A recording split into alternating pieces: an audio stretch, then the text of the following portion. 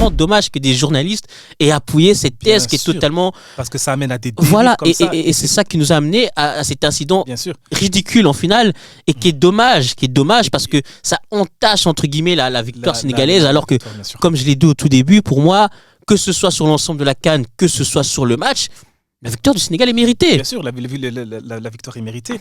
Votez le peuple du ballon, on se retrouve pour une nouvelle émission et on va parler bien évidemment de la conclusion de cette Coupe d'Afrique des Nations, du champion Sénégal et de l'impression générale qu'on a eue non seulement de cette finale, mais aussi de cette belle compétition qu'était la CAN au Maroc. Donc restez connectés, Banamaï. Bonsoir, champion d'Afrique, comment va ? Ça va très bien et toi ?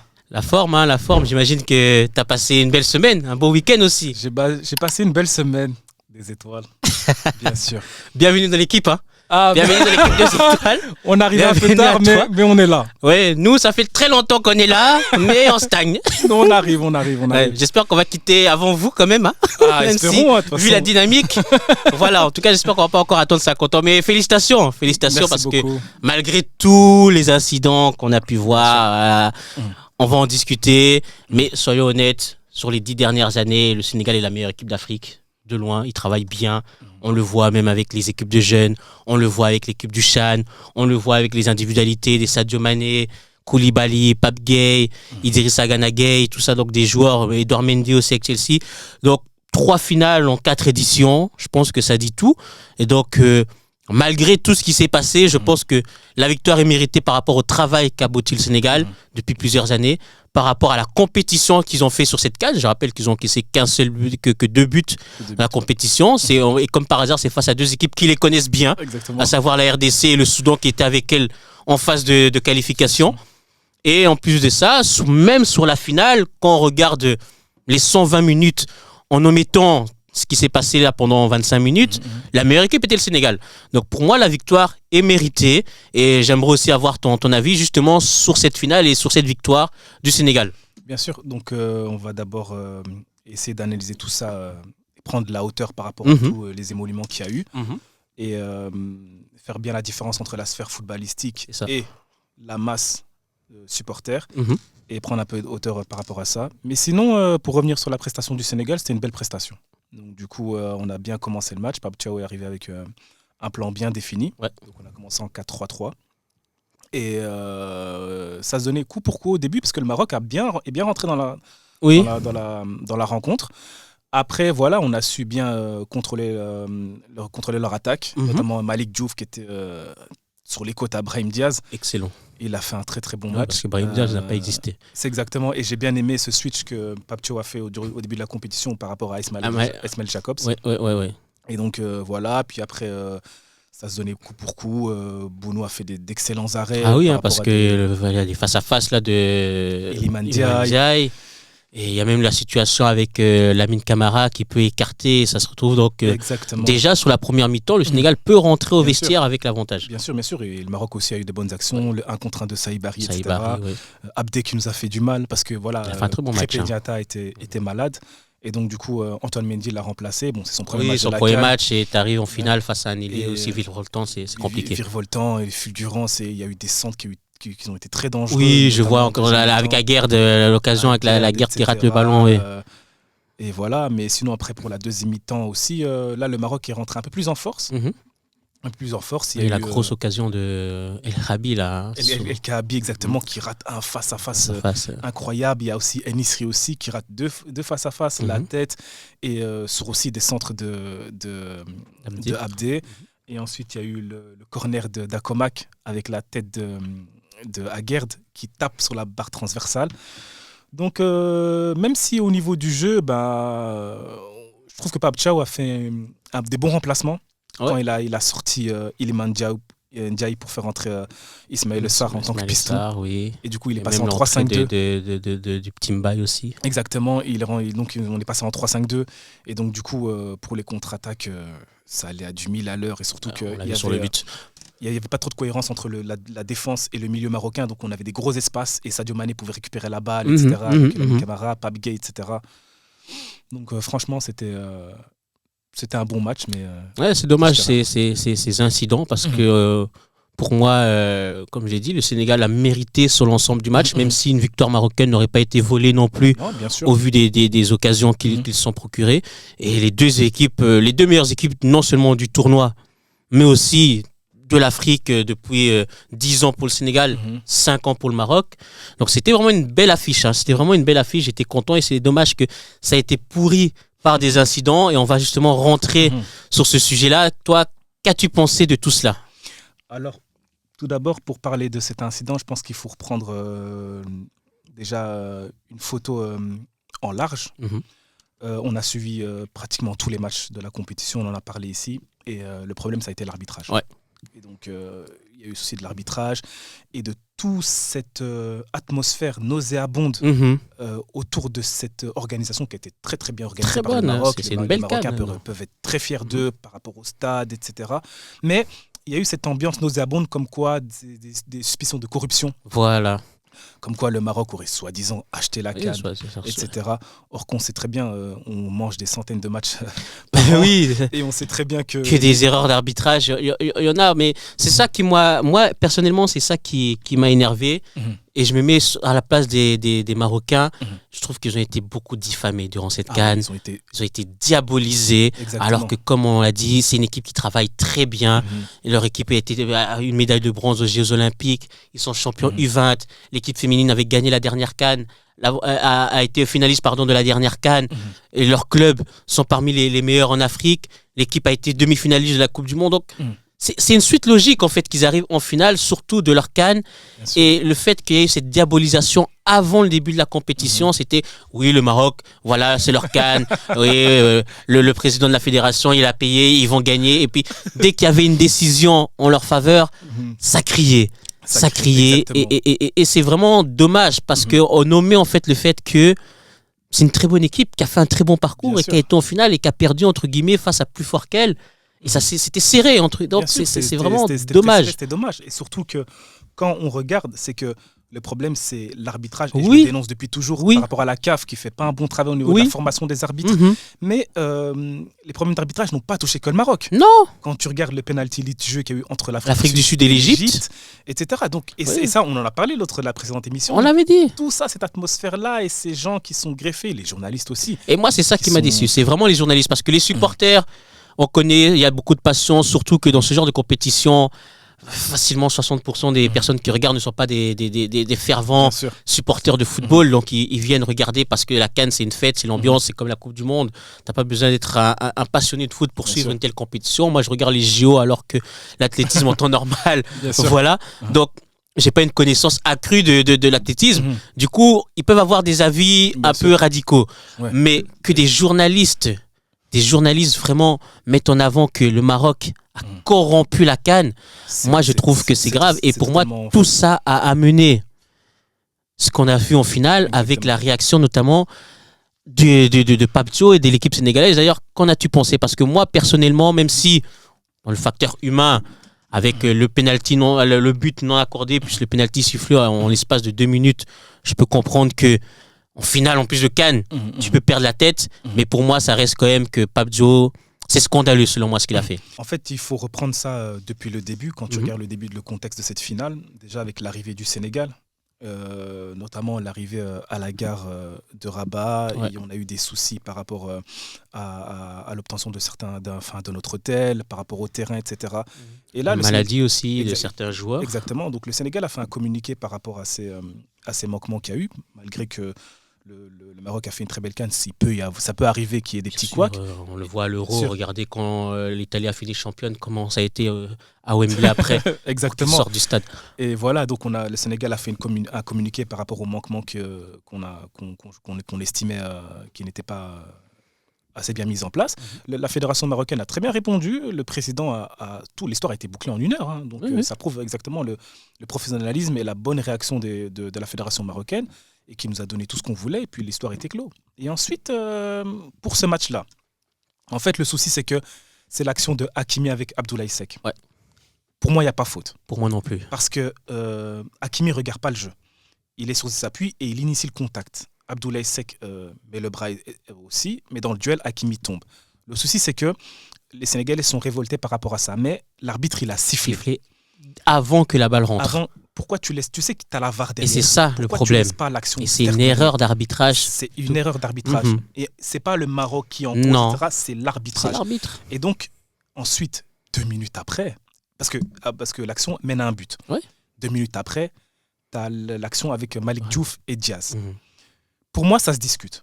Parce que Malik Diouf tient Diaz et il y a une légère poussée.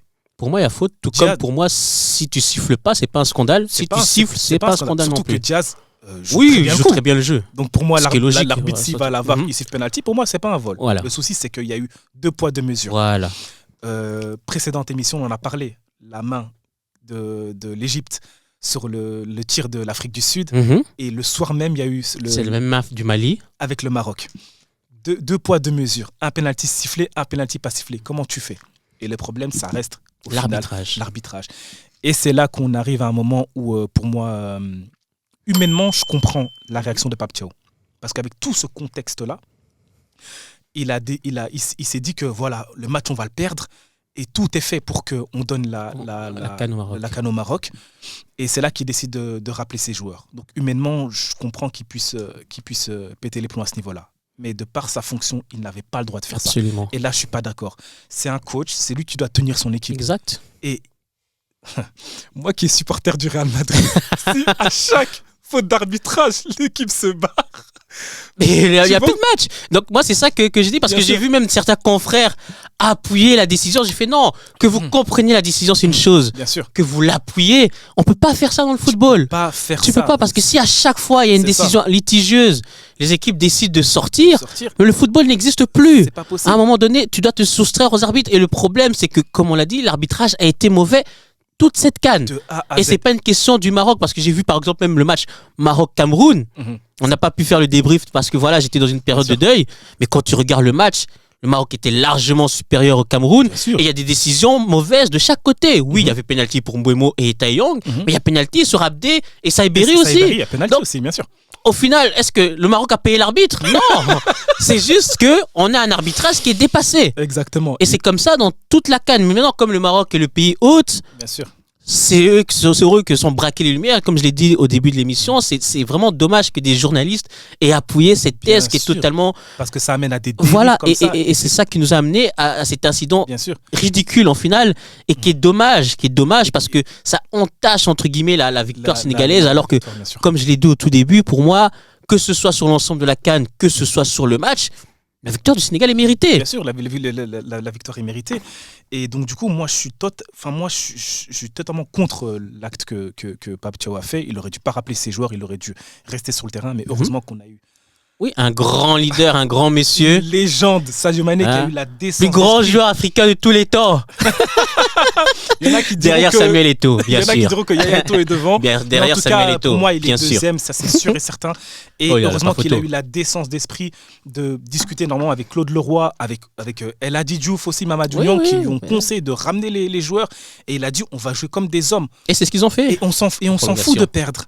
Mais tant qu'on est là et on soit digne. Et c'est ça que je reproche à Pape Thiaw. Mais malheureusement, après, il s'est excusé. Mais il a lui-même reconnu que c'était mais voilà, une erreur. Il n'aurait dû pas se laisser dépasser par son côté humain. Sa fonction l'oblige à prendre certaines décisions, à avoir une certaine lucidité. On risque d'aller vraiment sur un terrain très très glissant pour le football si les équipes commencent à réagir comme ça dès qu'il y a des décisions qui sont à leur rencontre et surtout quand... Parce que oui, moi je peux comprendre avec... l'émotion, mais à un moment donné, quand Vinicius et Jude ils jettent des trucs sur l'arbitre. Mais oui, non, mais c'est comme si, je sais pas moi, le Paris Saint-Germain décide de quitter le terrain quand Benzema marque ce but là avec Donnarumma. Exactement. Donc voilà. C'est comme ça malheureusement dans le football. Il y a des erreurs d'arbitrage. Les arbitres sont des humains comme tous. Pour moi, l'arbitrage n'a pas été à la hauteur que ce soit dans cette finale ou dans l'ensemble de la CAN. C'est le problème, ça. La CAN est un grand tournoi. Et on l'a vu. Le Maroc a fait un grand tournoi. Voilà. L'arbitrage, comme d'hab, et ça fait des années qu'on regarde la CAN et on sait que c'est un réel problème. Oui, tu vois. et ça avait été très bon en Côte d'Ivoire. On espérait que ce soit dans la continuité. Malheureusement, ça a été un gros pas en arrière. Je sais que certains disent qu'il faudrait amener des arbitres européens, mais moi je non, suis contre. non. Pour moi, il faut que la bien CAF former nos arbitres. Nos arbitres africains. C'est tout simplement. Et voilà, et qu'on puisse se développer nous-mêmes. C'est ça, il n'y a pas besoin d'arbitres européens. Pourquoi faire? Non, il faut et former. Ensuite, on vient au penalty. Ah, comment ne pas discuter de ce café? Pour moi, c'est un scandale. Je suis désolé. Je peux honnêtement rater un penalty, ça peut arriver, surtout que il faut prendre en compte que de 1, il y a la pression du fait que c'est un penalty dernière minute dans une finale. Donc déjà un penalty dernière minute, même si c'est un match en championnat, il y a une pression. Penalty dernière minute dans une finale, ça rajoute de la pression. Penalty dernière minute dans une finale à domicile, t'as encore de la pression. Et puis tu rajoutes le fait que le Maroc n'a plus gagné de CAN depuis 50 ans. Encore une grosse pression. Et derrière, tout ce qui s'est passé avec les joueurs qui sont sortis, etc. Donc, la pression, elle était à son paroxysme avant de tirer le penalty. Donc, s'il avait tiré un penalty de manière correcte, Mendy intervient ou il tire au-dessus parce que les jambes ont tremblé et tout, j'aurais dit, bon, écoutez, c'est le football. Hein. C'est des images qu'on a vues et revues. Mais le fait qu'il tente une panenka... En fait, le truc, c'est que déjà, il y a la manière où Brahim Diaz réclame le penalty. Oui, bien dit. Moi, je suis pas contre ça. Parce qu'il joue pour son pays et il joue pour son équipe. Donc, j'ai pas de problème avec ça. Le seul souci, c'est que l'arbitre devrait avoir la lucidité à ce moment-là de prendre la bonne décision. Voilà. Et donc, le penalty de Brahim Diaz, surtout la manière dont il a réclamé le penalty, avec une telle véhémence. Moi, j'ai pas de problème avec que Brahim Diaz réclame le penalty. Pour moi, c'est l'arbitre qui doit avoir la lucidité d'esprit de prendre la bonne décision. Et donc, tu fais tout ce cinéma-là, il y a 20 minutes qui se passent. Les gens peuvent peut-être dire, oui, il y a la pression, elle a été perturbée. Non, parce que pour moi, la nature du geste, la panenka, qui est un des gestes les plus compliqués et qui est un geste aussi d'humiliation aussi. Il a fait faux pied, je pense, en plus. C'est même pas son bon pied, il fait du droit, il est gaucher. C'est n'importe quoi. Et donc, quand tu arrives, tu as 50 ans d'histoire dans le pied droit et tu décides de faire une panenka comme ça, pour moi, c'est de la folie. C'est d'un ridicule. C'est pour ça que, pour moi, il n'a aucune excuse. Parce que j'ai vu des autres dire, oui, mais il a été perturbé par les sorties de tel. Parce que pour moi, parce que pour moi, aucune excuse. Pour moi, je prends un exemple. Côte d'Ivoire-Zambie 2012. 70e, Drogba, il a le penalty. Il tire, le ballon, il part en l'air. Je peux comprendre ce geste parce qu'il a tiré le penalty, après, il a blâmé le terrain. Ouais, mais vas-y, il a essayé de tirer le penalty. Voilà, c'était un geste simple. Oui, moi, j'aurais rien eu contre Brahim. C'est comme à l'époque pour la qualification de la Coupe du Monde 2006, en dernière minute, penalty pour le Cameroun au Cameroun face à l'Égypte. S'il marque le penalty, le Cameroun en Coupe du Monde, s'il rate, c'est la Côte d'Ivoire qui a joué son autre match qui passe. Pierre Romé s'avance, il tire sur le poteau. Voilà, pression, il a craqué, ça peut arriver. Bien sûr, mais quand tu décides de faire une panenka, pour moi, je sais pas qui. Moi, c'est les caméras. Il voulait son affiche, il voulait son truc colle sur TikTok. Exactement. Et puis le connaissant, il serait parti célébrer. Exactement. Ouais. Mais le problème, c'est que tu peux pas faire ça. Et pourtant, il y a aussi certains cadres du Maroc qui l'ont pas pardonné de ça. Ah, mais moi, je l'aurais pas pardonné. Qui lui en veulent par rapport à ce geste-là. Parce que voilà, tu décides pas de flinguer tout un travail que tu fais durant. Pourtant, il a été meilleur joueur. Il était galvanisé par tout ça qui était autour de lui. Et malheureusement, en fait, j'ai vraiment l'impression d'avoir vu un Espagnol qui a tiré pour sa gueule plutôt que de voir un Marocain qui connaît le poids de l'histoire, qui connaît ce que représente cette CAN pour le Maroc.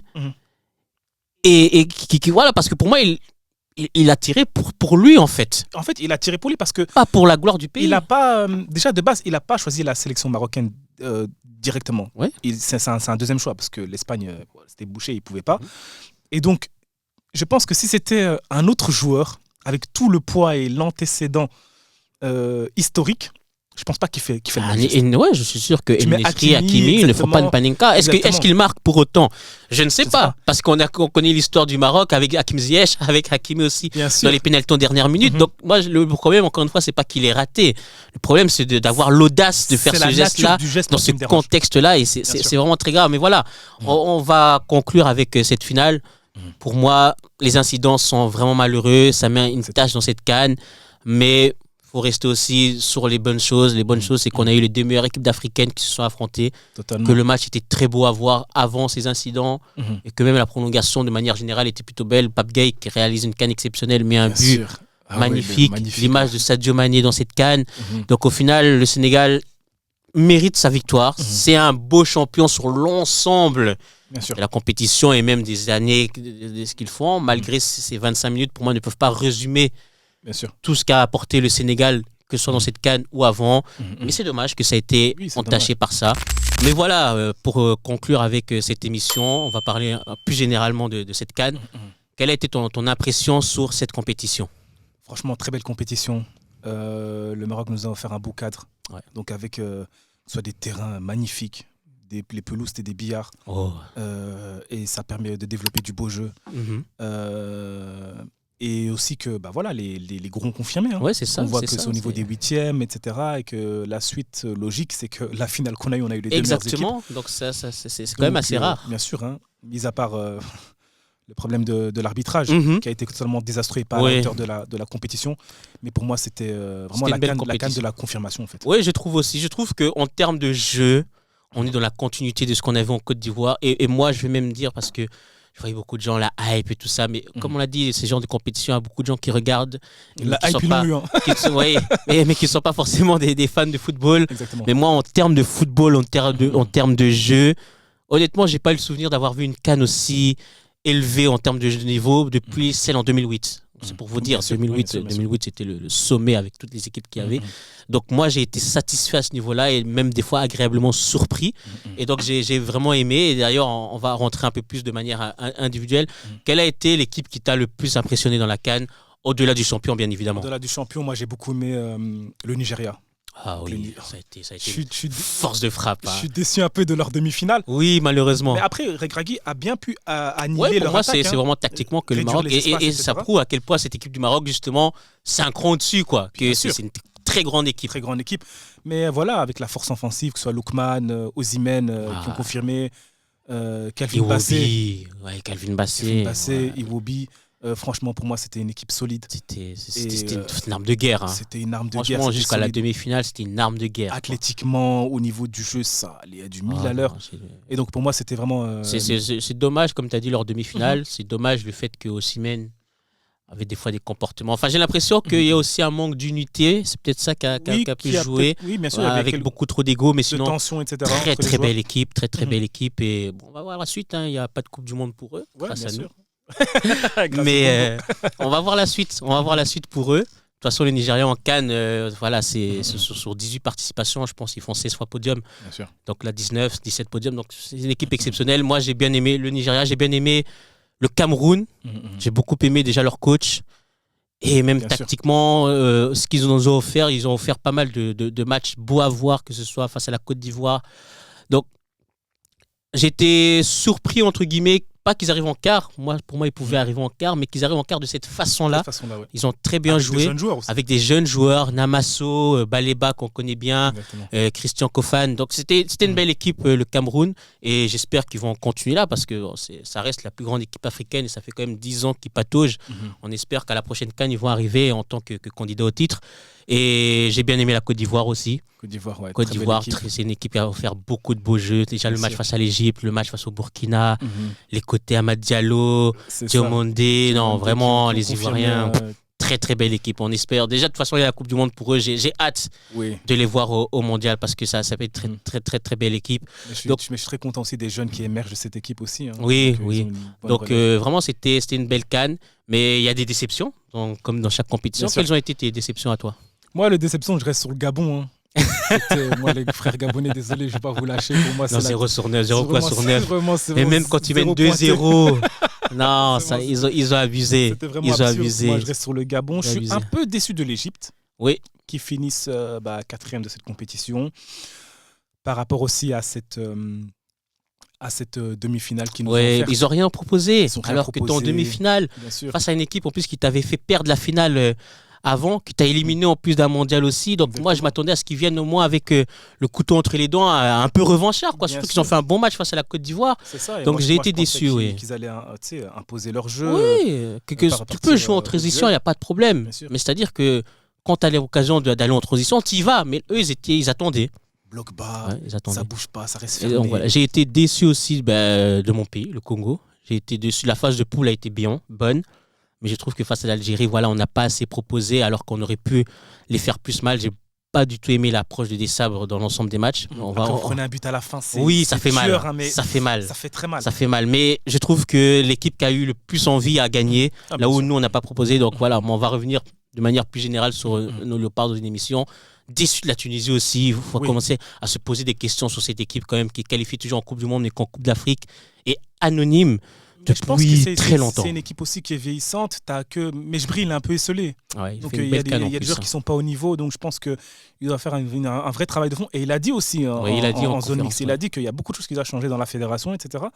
Donc moi je pense que voilà, Mejbri est conscient qu'il n'a pas les joueurs qu'il faut. Et donc il faut faire un vrai travail au niveau de la formation, des académies, etc. Pour voir d'autres joueurs émerger aussi, tu vois. Ouais, non, je te rejoins là-dessus. J'ai été déçu par eux.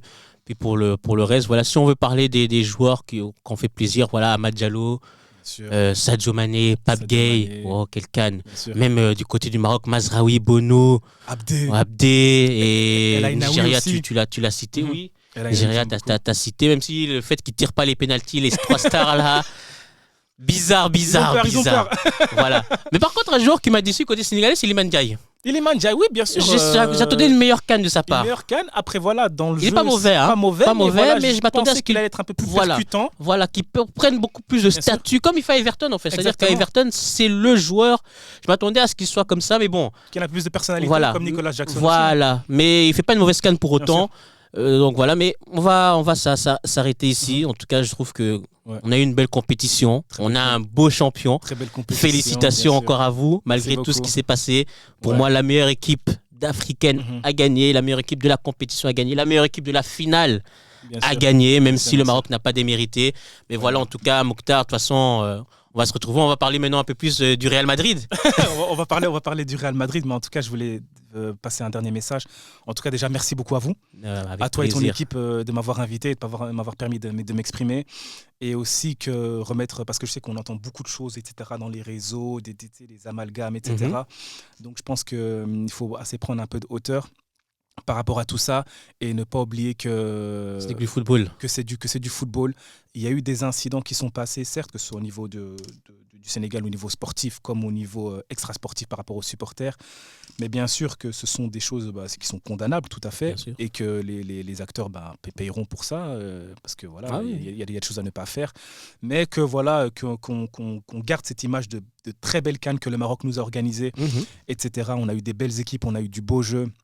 Et de ne pas rentrer dans cet état d'instrumentalisation, diabolisation et de déversement de haine par rapport envers certaines personnes, parce que pour moi, tous ceux qui sont acteurs et surtout ceux qui se greffent là-dedans, pour moi, ça révèle juste leur mauvaise nature. Et que voilà, mais heureusement qu'autour de nous, on a eu des gens sensés, que ce soit du côté marocain, sénégalais ou d'autres, on a eu des gens sensés qui ont bien reconnu le football et qui ont eu aussi la décence d'esprit de condamner ce qui s'est passé, mais de ne pas faire... Oui, de ne pas sortir, quoi. Il faut remettre l'église au milieu du village. C'est que du football. C'est que du football. Il y a des incidents, il y a beaucoup trop de passionnés, mais restons concentrés sur le football. C'est une belle CAN, une belle finale entre deux très belles équipes. De l'ampleur aussi, médiatiquement, etc. C'est ça, donc calmons les choses, célébrons juste le football. Félicitations au Sénégal, félicitations au Maroc. Et on se retrouve pour la prochaine émission. Et on espère que le Congo... En Coupe du Monde. On y sera. Donc on va y aller. Restez connectés, Banamaï.